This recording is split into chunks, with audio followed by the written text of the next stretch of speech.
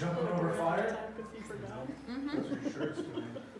Alright, so I'm going to preface this by probably might cry during this, and I'm running on fumes, and I'm pretty emotional today for some reason. I'm never really emotional, so I don't like it. So just want to let you guys know. Seems like it's happened before. Like last month? It's about Andrew. We're talking about Andrew. Every time somebody gets in here. We're talking about Andrew. No, it's me specifically. But so I read this book, and in this book that I read, it talked a lot about solitude and being in an intimate relationship with God. And so I want to share something with you guys from Acts chapter 54 Acts, I don't know what chapter it was, 54 through 60, okay? You guys can find it if you want. I had it in here, but I accidentally deleted the chapter portion. And as it says, now when they heard these things, they were enraged, and they ground their teeth at him. But he, full of the Holy Spirit, gazed into heaven and saw the glory of God, and Jesus standing at the right hand of God. And he said, behold, I see the heavens open, and the Son of Man standing at the right hand of God. But they cried out with a loud voice and stopped their ears and rushed together at him, and they cast him out of the city and stoned him. And the witnesses laid down their garments at the feet of the young man named Saul. As they were stoning Stephen, he called out, Lord Jesus, receive my spirit. And falling to his knees, he cried out with a loud voice, Lord, do not hold this sin against them. And when he had said this, he had fallen asleep. What I love with this is Stephen had such an intimate relationship with Jesus that in the midst of being literally stoned, he had such relationship not to fire back at these people or try to defend himself. Yet he just prayed and said, God, forgive them of what they're doing to me. And what did God do at that moment? God put him to sleep. How many of you guys in your hard times you wish, not a literal like put you to sleep because you're dying, but put you to sleep because you don't want to deal with that pain anymore. And you're in such an intimate relationship with God that no matter what happens, no matter what obstacles come your way, your intimacy with God can withstand any trials and tribulations that you're going through. So,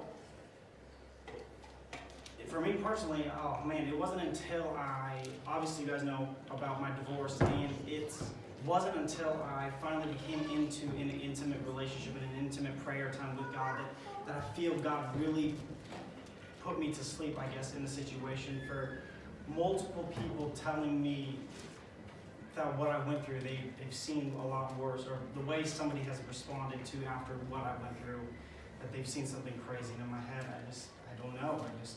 It's not that it was easy for me, but at the same sense, it wasn't to the point of it broke me down to where I lost everything. Does that make any sense to you guys? But as you guys know, I went to Colorado this last week, and man, it broke me. And this is where I might cry, so just relax. You relax. I went to the Columbine Memorial. Do you guys know what that is?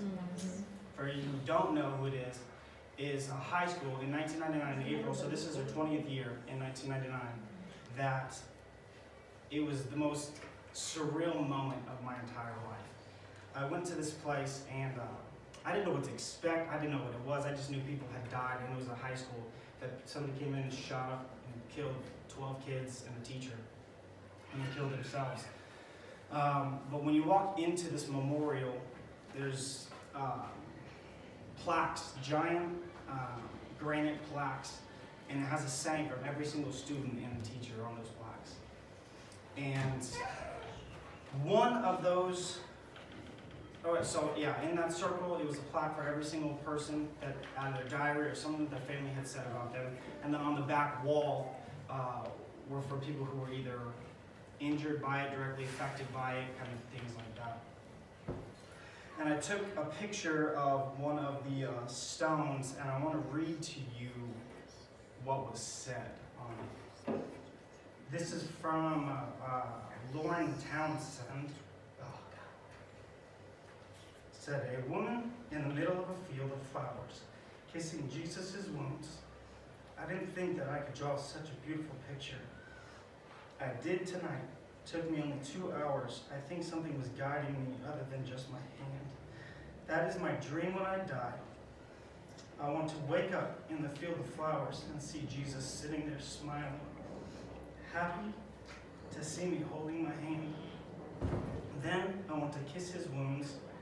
Maybe it sounds corny, but I can't even describe how happy I would be if I could do that.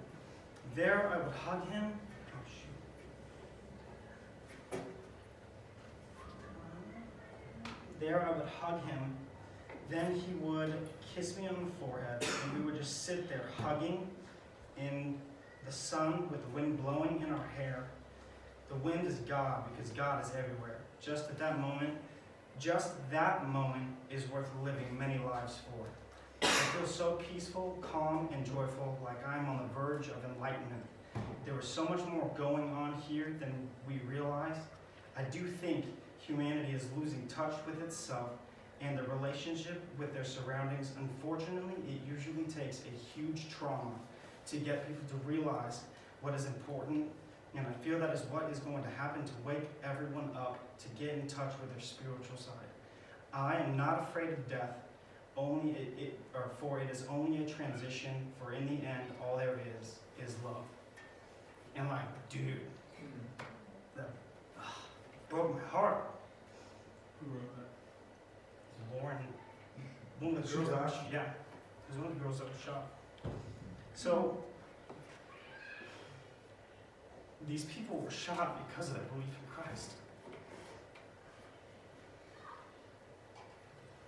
I was just in awe at this moment. I couldn't talk.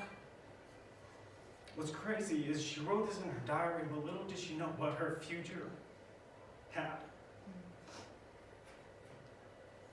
But it's because of her being in solitude and having an intimate relationship with Jesus that she wasn't afraid to look death in the face.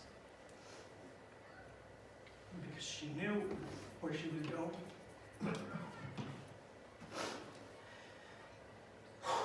So, are you guys, or at what point are we going to come back to the beginning and begin to grow in an intimate relationship with Jesus? Are you at such a relationship with Jesus that if this happened to you, this happened to your kid's school, if you were a parent or if this came into the church and these people walked in and told you that, do you believe in God?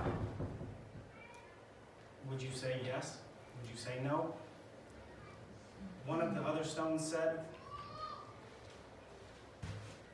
right before she died, because whatever somebody told them, said, they asked her, do you believe in God? And she said, you know I do. And they shot and killed her. And another one said from the teacher, what hit home for me was, tell my girl that I love him.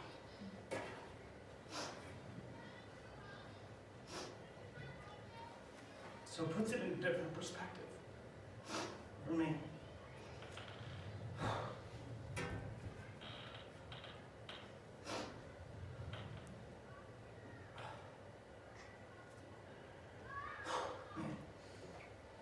I almost cried at the stone, but I'm doing it now. Knowing what you would have to leave behind, are you willing to still say that you believe in God and lose your life? Knowing what you would have to leave behind. Your kids, your family, your friends, your church. What I love about this whole thing that she said was, I'm not afraid of death, for it is only a transition. Are you there? Are you at that point in your relationship with God that if you left here today, you're not afraid to die because you're that intimate with God that you know where you're going? In the book that I read, it said, solitude can make the toughest person grow a heart. And in my head, I was like, it can make the coldest heart become warm. It's like the Grinch, you know? When I was about 15 years old, I worked at Chick-fil-A, 16, and a police officer, I was cleaning the stalls in the bathroom, and a police officer came in, And he was like, man, that sucks that you have to do that. And I was like, yeah, it's not fun cleaning this. And he said, well, we all had to start somewhere. I had to do it in the Marines. And I was like, oh, that's cool, man. Didn't think anything of it. They ate Chick-fil-A, they left. The next day I got a text message with a picture of his face, and it said, pray for this officer's family because he was killed last night in a car chase. Right on our off-ramp, they were chasing somebody, and he went to lay a spike strip out on the road, and the car swerved, and the police officer hit him and killed him. The reason I bring that up is because no one is guaranteed the next day. So as I leave you guys here today with this, I'm going to challenge you guys to get into a place that can make, that no matter what happens, it's unshaken. No matter what happens, no matter who comes your way, your intimacy with God, that foundation that you build with God is unshakable. So Father, I come before you today, God, and I just want to thank you so much for what you're doing and the lives that you touched. And I ask that you continuously bless those families. Even though it was 20 years ago, I ask that you bless those families as they're coming up on the 20th anniversary of losing their kids, and the teachers. God, I ask that you just touch every single person that was a part of that incident. And I also ask that every person in here begins to understand what a true intimate relationship with you looks like and feels like. And that no matter what happens and what comes their way, they will always be able to say that I am not afraid of death, for death is only a transition because we are going to come be with you.